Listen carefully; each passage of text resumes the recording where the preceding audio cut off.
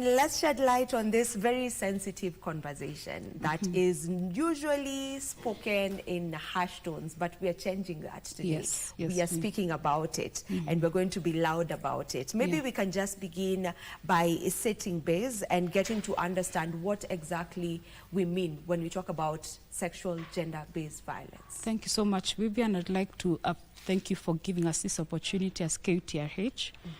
To come and have this discussion that is very important for our country and the entire world.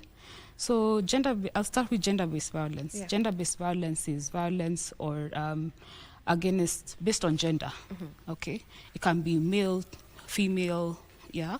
And then we have sexual gender-based violence, which is violence based on issues around sex and family or marriage, or relationships, okay?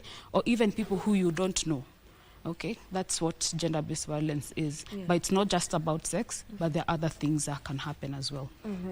What are these other forms of sexual gender-based violence? Other forms of sexual gender-based violence, you know, we also have refugees and we come from different cultures.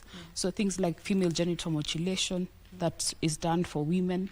Also, they can use various objects to actually act in, you know, for the perpetrator may do other things that are criminal or in line with, or in keeping with violence.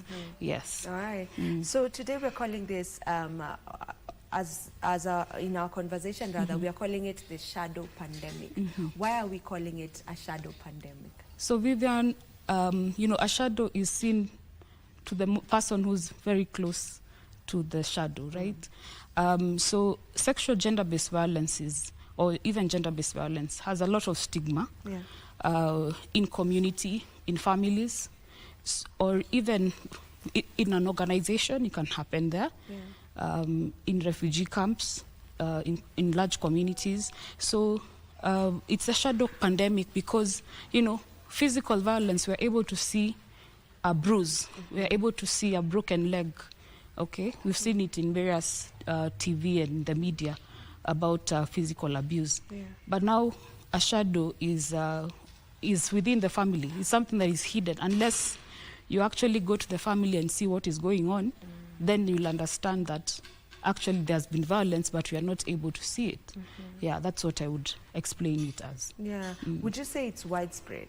Is sexual gender-based violence widespread in Kenya at the moment? At the moment, I do not have the most recent statistics, but we know worldwide it's usually 1 in 3 women are involved in sexual gender-based violence, and in gender-based violence, and around 1 to 10 are involved in the numbers, the ratios in sexual gender-based violence.